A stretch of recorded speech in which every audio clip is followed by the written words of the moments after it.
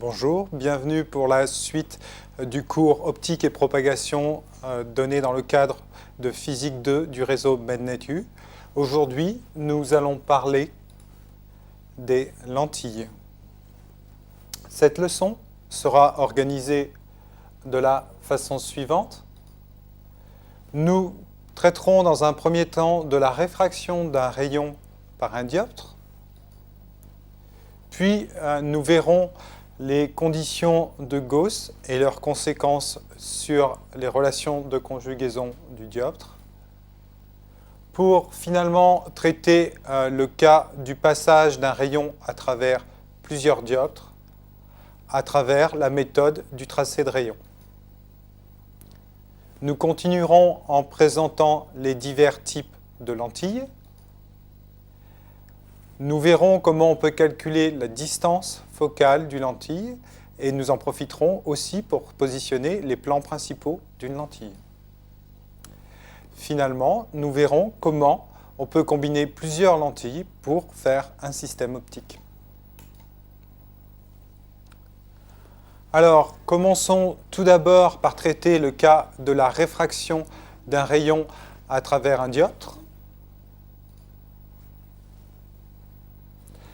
Avant de commencer, comme nous l'avons vu précédemment dans la première leçon, nous avons besoin de conventions pour pouvoir fixer correctement le problème. La première convention est la suivante. Le rayon de courbure d'un dioptre est positif si son centre est situé à droite du dioptre. Bien sûr, si le centre est situé à gauche, le rayon de courbure sera négatif. Deuxième convention, les distances situées à droite du dioptre sont positives. A contrario, celles situées à gauche seront négatives. Troisième convention, les angles d'incidence sont positifs s'ils sont ramenés sur la normale dans le sens horaire. Bien sûr, ils seront négatifs s'ils sont ramenés sur la normale dans le sens anti-horaire. La quatrième convention concerne non plus les angles d'incidence, mais les angles azimutaux. Ceux-ci seront considérés comme positifs s'ils sont ramenés sur l'axe optique dans le sens horaire et comme négatifs s'ils sont ramenés sur l'axe optique dans le sens anti-horaire. Et finalement, la dernière convention que nous allons utiliser, c'est que dans nos systèmes, la lumière se propage de la gauche vers la droite. Donc, en utilisant ces conventions, comment construire un rayon? Sur ce schéma, nous avons ici représenté le dioptre, dont le centre de courbure est situé ici au point C. Son rayon de courbure vaut R. Ici, on voit que le rayon de courbure est positif puisque le centre de courbure est situé à droite du dioptre. Un rayon est incident sur le dioptre en faisant un angle I par rapport à la normale. Si on prolonge ce rayon, on s'aperçoit que ce rayon fait un angle azimutal U avec l'axe optique. L'angle U, et dans ce cas-là, le rayon doit être ramené dans le sens anti-horaire pour arriver vers l'axe optique. Donc, dans ce cas-là, le rayon U, l'angle U, est négatif. Comme nous l'avons vu précédemment, le dioptre définit la séparation entre un milieu d'indice N et un milieu d'indice N'. De façon générale, nous utiliserons les mêmes conventions que celles que nous avons vues précédemment pour les systèmes optiques idéaux, c'est-à-dire que toutes les données relatives au rayon avant le dioptre seront référencées par des lettres naturelles. Celles relatives au rayon après le dioptre seront identifiées par les mêmes lettres, mais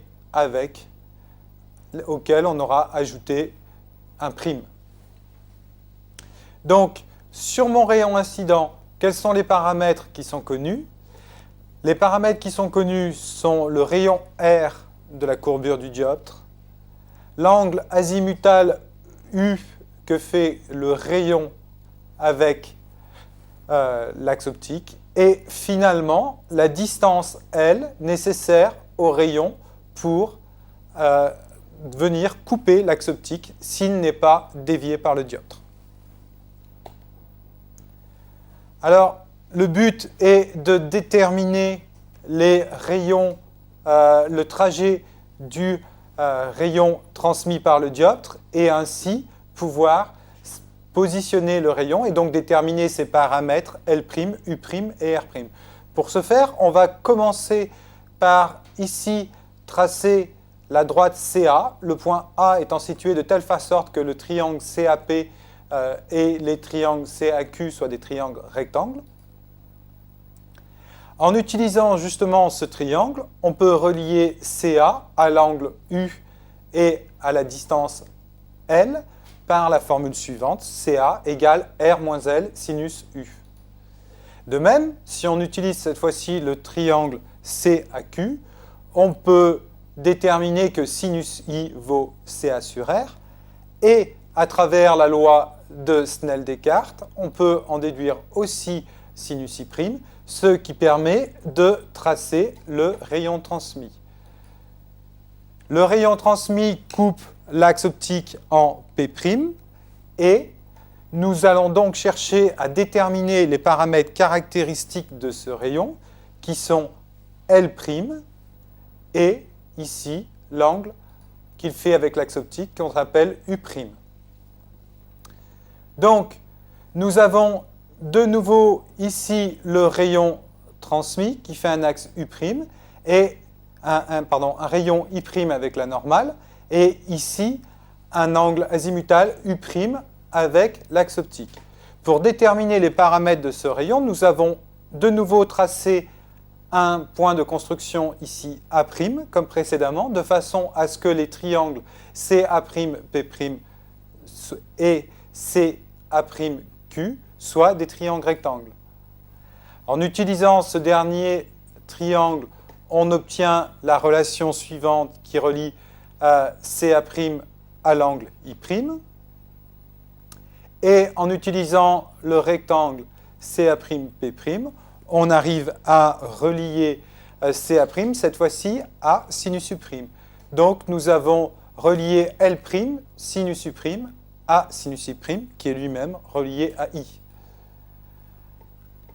À partir de là, nous arrivons à déterminer L' en fonction de CA' et sinus U'. Donc, il n'y a plus que deux inconnus à résoudre, qui sont sinus U' et L', car CA' est connu puisque sinus I' est connu. Pour pouvoir lever les deux inconnus que sont U' et L', il faut trouver une relation supplémentaire. Pour ce faire, on va utiliser ici le triangle QCP.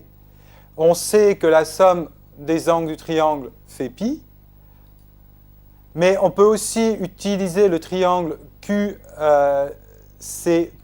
et on aura aussi la somme de ces angles qui vaudra pi. Dans ce cas, on peut déterminer assez aisément une relation entre U', I', I et U. Nous avons donc une relation supplémentaire qui nous permet, cette fois-ci, de déterminer de façon sûre U' et L'. Néanmoins, quand on regarde les relations que nous venons de dériver, on s'aperçoit que ces relations sont extrêmement compliquées et pas très agréables d'utilisation. Or, en fait, on s'aperçoit que leur difficulté d'utilisation est essentiellement due au fait qu'elles ne sont pas linéaires et qu'elles utilisent beaucoup de fonctions trigonométriques de type sinus. Pour résoudre ce problème, on va se mettre dans des conditions de travail qui sont des conditions définies telles qu'on les appelle les conditions de Gauss. Les conditions de Gauss sont les suivantes. C'est assez facile à comprendre. Si les rayons qui arrivent sur le dioptre arrivent dans une zone relativement proche de l'axe optique, on appelle cette zone la zone paraxiale. alors les angles d'incidence sur le dioptre, ici, et les angles de réfraction seront faibles. De même, les angles azimutaux aussi seront faibles. Donc, dans ce cas, toutes les fonctions sinus des angles, ou les fonctions tangentes des angles, pourront être assimilées au premier ordre à l'angle lui-même. Ainsi, nous aurons sinus U' qui vaudra tangente U', qui vaudra U'. De même pour U, pour I' et pour I.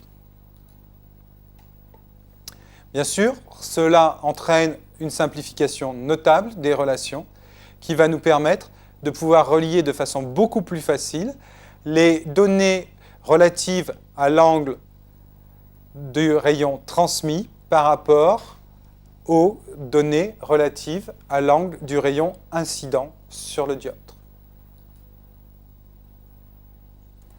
Nous arrivons donc, en utilisant les conditions de Gauss, nous pouvons modifier les relations.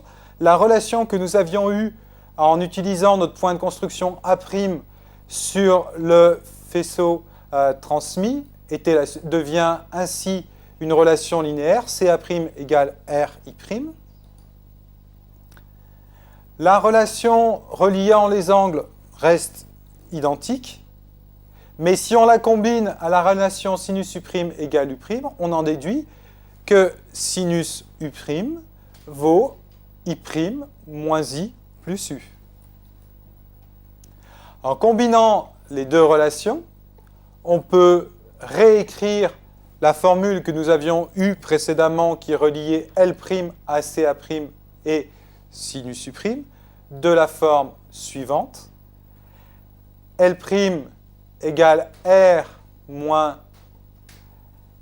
RI', où on a remplacé CA' par RI' ici, sur I' moins I plus U, en ayant remplacé sinus U' de cette relation par cette relation-là. En mettant tout au même dénominateur et en retravaillant l'équation, on obtient L' égale R moins U, R fois U moins I sur I' moins I plus U. Pour pouvoir de nouveau être homogène et déterminer de façon efficace L', il faudra supprimer dans cette relation, faire disparaître I' et I.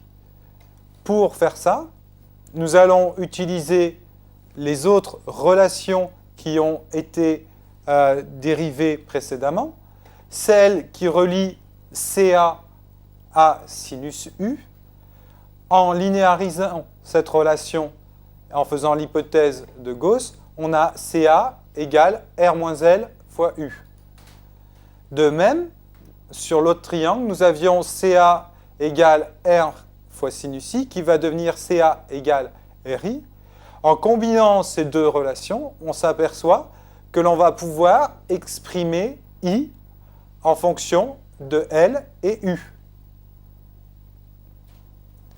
D'autre part, on a aussi la relation de Snell-Descartes qui nous permet, cette fois-ci, de relier I à I'.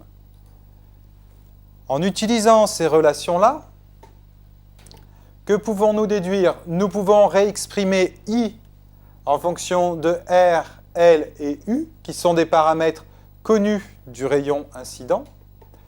Et nous avons une relation aussi que nous pouvons réexprimer entre R, U, I, L et U. La relation précédente que nous avions disait que L' valait R que multiplie U moins I sur I' moins I plus U. Cette relation peut donc être retravaillée et réécrite, par exemple en remplaçant le produit R U moins I par, ici, LU. De même, on pourra remplacer I' par son équivalent ici, c'est-à-dire I sur N, I fois N sur N'. On réécrit alors l'équation de la forme suivante. On a L' qui vaut LU sur N sur N' I moins I plus U. Nous sommes presque au bout du chemin, puisque cette fois-ci, on a relié L' à U et nous n'avons plus la donnée I'. Néanmoins, il faut encore remplacer ici I dans l'expression. Pour ce faire, nous allons utiliser cette expression-là. Alors, il vient L' égale LU sur N moins N', N'I plus U. En remplaçant I par sa valeur, nous obtenons cette relation relativement difficile à exprimer. On voit qu'il y a U qui est présent de part et d'autre, donc on a une simplification. On peut prendre l'inverse de cette relation pour mettre la relation suivante, qui est une relation beaucoup plus facile à utiliser et qui ressemble beaucoup à une relation que nous avons déjà vue précédemment. Cette relation relie la quantité N' sur L' qui caractérise le rayon transmis par le dioptre à la quantité N sur L qui caractérise le rayon incident sur le dioptre et à des caractéristiques intrinsèques du dioptre qui sont la différence entre les deux milieux qu'il délimite et son rayon de courbure. Cette formule s'appelle la relation de conjugaison du dioptre. Sur sa forme, elle est très similaire à celle que nous avions obtenue précédemment pour la relation de conjugaison d'un système optique idéal, où nous avions 1 sur S' qui était égal à 1 sur F plus 1 sur S. Leur forme est exactement les mêmes, la différence d'indice entre les dioptres et le rayon de courbure jouant ici le rôle de la distance focale. Alors, que se passe-t-il si le rayon doit traverser plusieurs dioptres en cascade?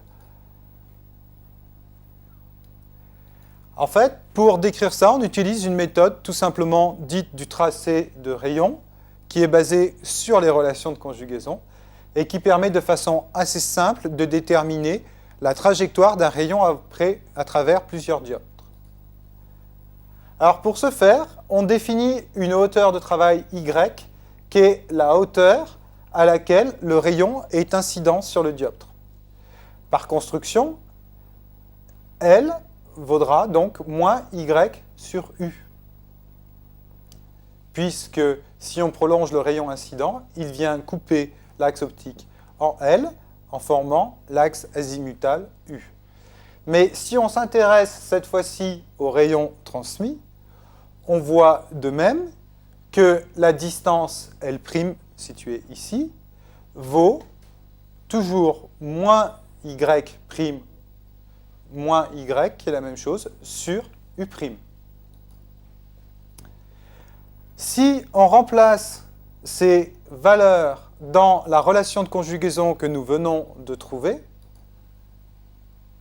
on trouve une autre relation de conjugaison qui va relier l'angle d'émergence du rayon transmis, l'angle azimutal du rayon transmis, à l'angle azimutal du rayon incident et à sa hauteur d'incidence sur le dioptre et aux paramètres intrinsèques du dioptre qui sont la différence d'indice et le rayon de courbure. Ce qui est intéressant, c'est que l'on voit qu'on a une relation linéaire de type relation de transfert entre le rayon transmis et le rayon incident.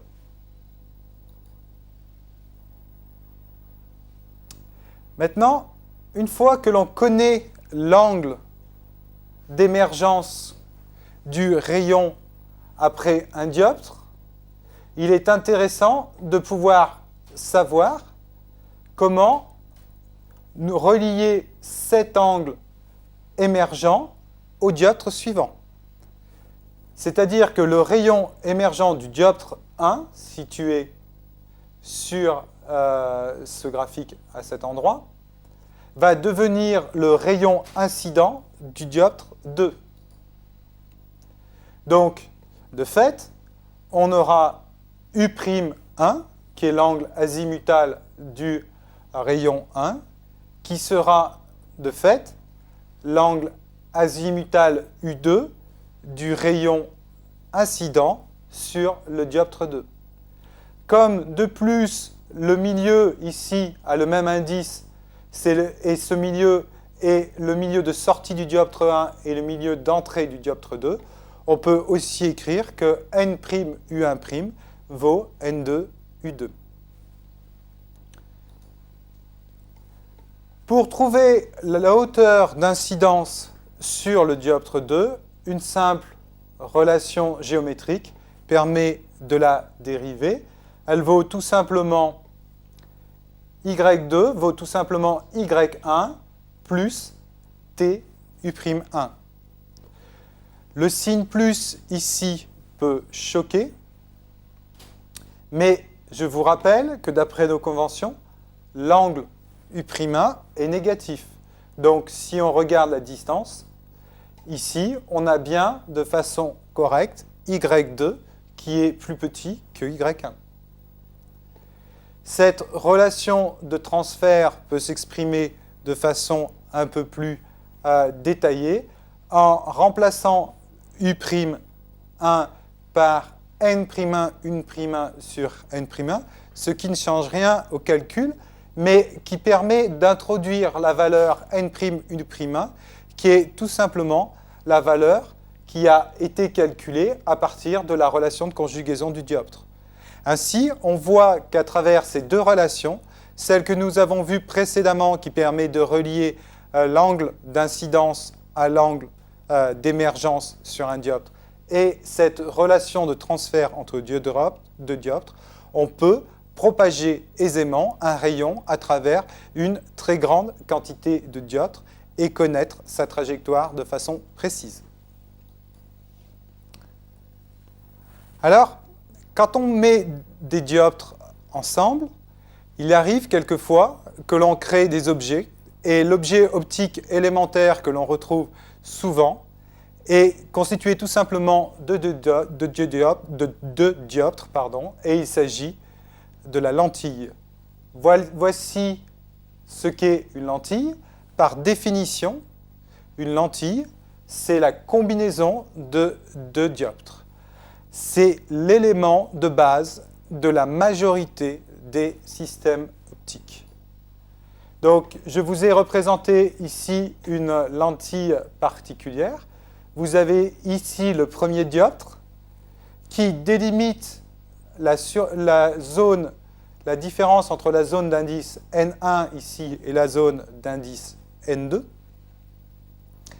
Puis, vous avez ici un second dioptre dont le rayon de courbure est différent du premier dans ce cas-là, qui délimite de nouveau le passage d'une zone d'indice ici N2 à une zone d'indice N2'.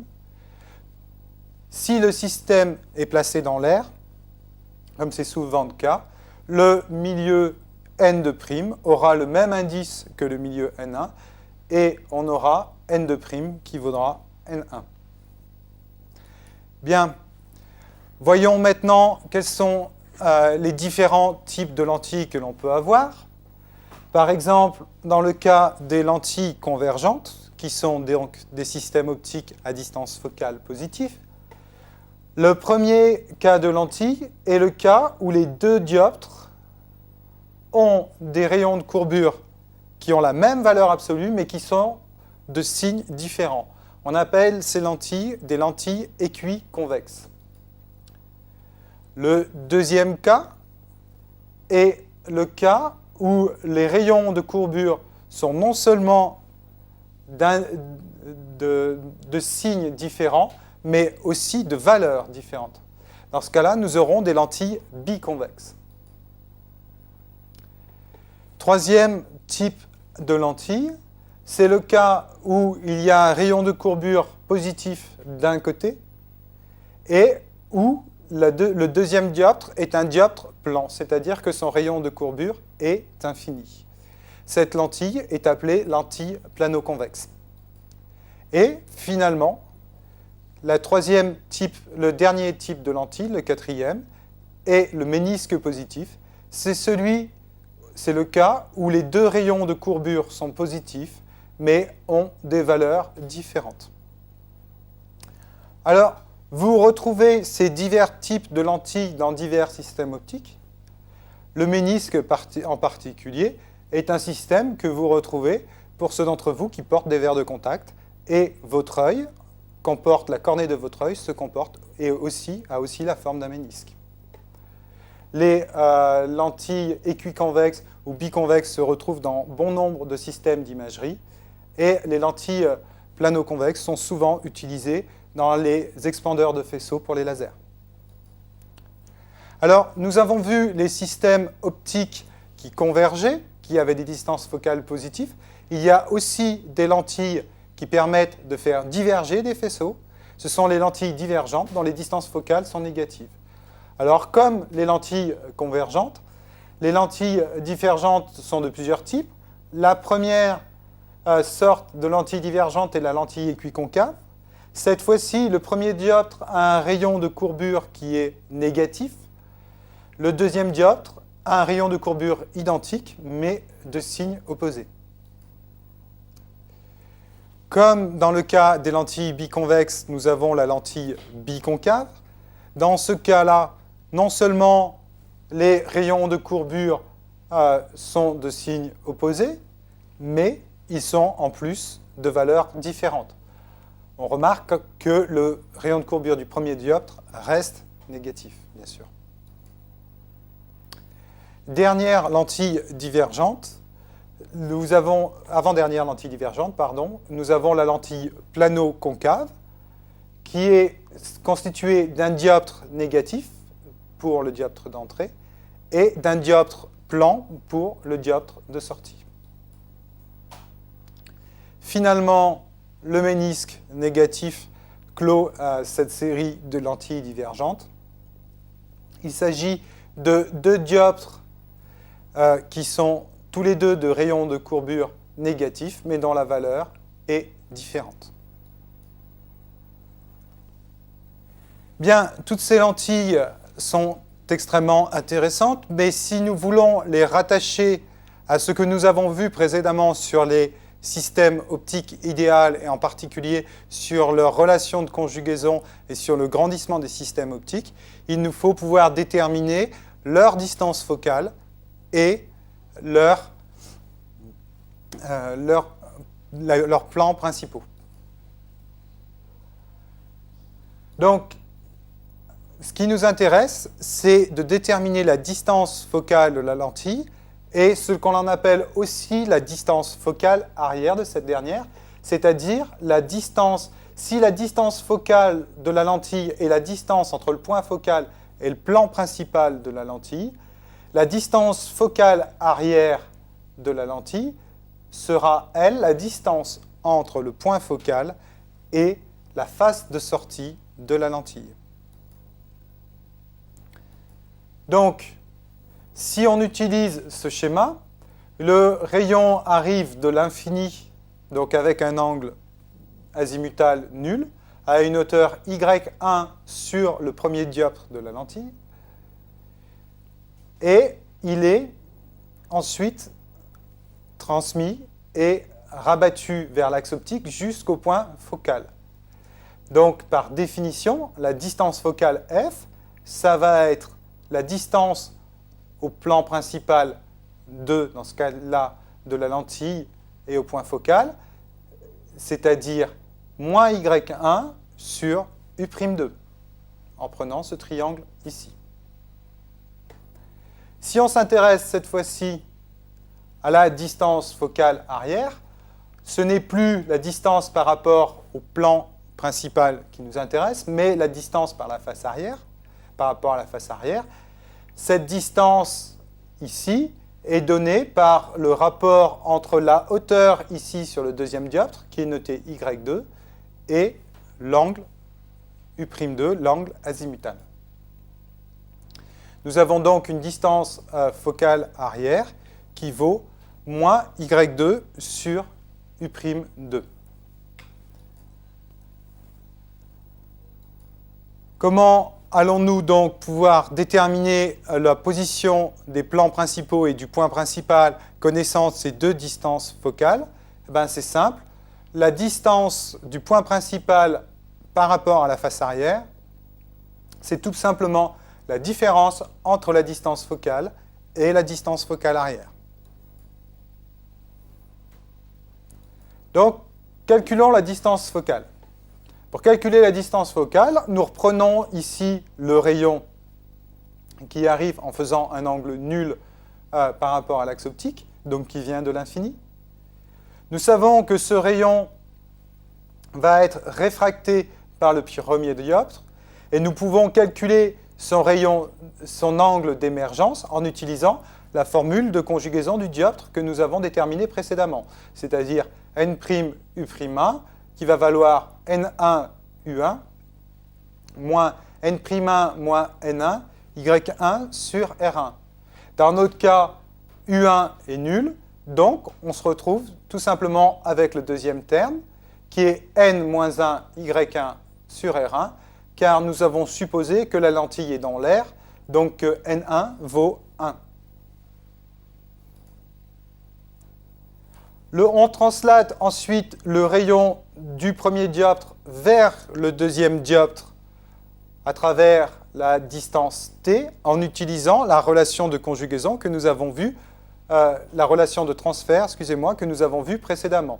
On peut donc écrire que Y2 vaut Y1 plus t N'U1' sur N1'. En remplaçant N'U1' par son expression ici, nous obtenons que Y2 vaut Y1 facteur de 1 moins t sur R1, N-1 sur N. Finalement, pour pouvoir déterminer la distance focale, nous devons déterminer ici l'angle U'2. Nous savons que N2 U'2 vaut U'2 car N2' ici c'est l'air, donc ça vaut 1. Et nous savons, d'après la relation de conjugaison, que ça vaut N2 U2 moins N2' moins N2 sur Y2 fois Y2 sur R2. En remplaçant toutes ces variables par leur expression, il vient la formule suivante, où il n'apparaissent plus que Y1 et les rayons de courbure des dioptres, l'indice de réfraction du milieu qui constitue la lentille et l'épaisseur de la lentille. On peut donc déterminer la distance focale. 1 sur F, c'est moins U'2 sur Y1, et c'est N-1 que va multiplier l'inverse du premier rayon de courbure moins l'inverse du deuxième rayon de courbure, plus un facteur qui dépend de l'épaisseur de la lentille. On remarque de façon assez implicite qu'on retrouve un résultat physique élémentaire. Si n vaut 1, c'est-à-dire si ici le milieu de la lentille est de l'air, nous n'avons plus de dioptre, donc la distance focale devient infinie et le rayon n'est pas dévié. Connaissant la distance focale de la lentille et on pourrait déterminer de la même façon la distance focale arrière de cette dernière et ainsi déterminer les plans principaux. Ce qui nous permet d'arriver sur les relations de conjugaison de la lentille qui permettent, comme on le montre ce schéma, de relier les paramètres d'un point objet, c'est-à-dire la distance par rapport au plan principal S et l'angle azimutal U, aux paramètres d'un point image, c'est-à-dire la distance par rapport au plan principal de S' et l'angle azimutal U'. On a par construction que U vaut moins Y sur S et que U' vaut moins Y sur S'. Si on utilise la relation de conjugaison d'un système optique idéal que nous avons vu lors de la première leçon et que l'on remplace l'expression de S et de S' par leur valeur ici, nous obtenons la relation suivante que l'on peut réécrire sous la forme U' égale U moins Y sur F. Vous noterez au passage que cette relation est très similaire à celle qui a été obtenue avec un simple dioptre. Dans le cas du simple dioptre, nous avions N'U' qui était égal à NU moins N' moins N sur R. On retrouve à peu près une similitude de formalisme entre les relations de conjugaison que nous obtenons pour des dioptres simples et celles que nous pouvons obtenir pour des systèmes plus complexes. Bien sûr, si on connaît la relation de transfert d'une lentille, on peut aussi, après, combiner plusieurs lentilles entre elles, pour peu que l'on sache comment le rayon se propage entre deux lentilles. En fait, nous allons procéder comme pour le cas des dioptres, en regardant comment un rayon émis d'un point objet qui passe à travers une première lentille va ensuite se propager pour arriver sur une deuxième lentille à l'incidence ici Y2, puis donner une image. Le paramètre essentiel dans ce cas-là est la distance D entre les deux lentilles. Bien sûr, comme le milieu d'émergence du rayon traité par la lentille 1 est identique et le même que le milieu d'incidence du rayon pour la lentille 2, nous avons U'1 qui vaut U2. On peut donc déduire la hauteur ici du rayon Y2, connaissant la hauteur du rayon en Y1. Tout simplement, Y2 vaut Y1 plus D fois l'angle ici U'1. On peut donc, en utilisant la relation de conjugaison d'une lentille plus la relation de transfert, propager un rayon issu d'un objet jusqu'au bout du système pour trouver l'image. Alors, on peut résumer les relations de transfert, qu'elles concernent les dioptres ou les lentilles, car elles sont à peu près de forme identique. Par exemple, en ce qui concerne les relations de conjugaison. Pour un dioptre, nous avons la relation N'U' égale NU moins Y que va multiplier N' moins N sur R. Je vous rappelle que N' est l'indice du milieu situé après le dioptre. U' est l'angle azimutal du rayon émergent. N et U sont respectivement les indices situés avant le dioptre et l'angle azimutal du rayon incident. Y est la hauteur d'incidence et R est le rayon de courbure du dioptre. Pour les lentilles, nous avons à peu près la même chose, sauf que n'apparaissent plus ici les indices, puisque nous sommes dans l'air de part et d'autre, et que le produit N' moins N sur R est remplacé par la distance focale de la lentille. En ce qui concerne les relations de transfert, nous avons pour un dioptre la relation de transfert suivante. Tout d'abord, la hauteur d'incidence sur le deuxième dioptre est égale à la hauteur d'incidence sur le premier dioptre plus la distance entre les deux dioptres que va multiplier l'angle d'émergence du premier dioptre. C'est la première relation qui permet d'avoir la hauteur. La deuxième va vous dire que l'angle d'émergence du premier dioptre est égal à l'angle d'incidence sur le deuxième. De même pour les lentilles, nous retrouvons exactement les mêmes formules, à l'exception du fait que la distance entre les dioptres T a été ici remplacée par la distance entre les lentilles D. En conclusion, nous rappellerons que nous avons vu dans cette leçon que deux dioptres constituent une lentille, qu'on peut déterminer les paramètres d'une lentille grâce aux relations de conjugaison et de transfert des dioptres,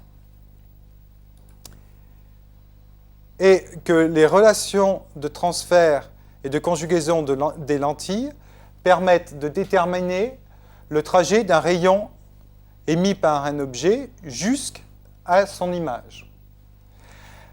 La prochaine leçon sera consacrée à l'étude des prismes et des miroirs. Je vous remercie pour votre attention.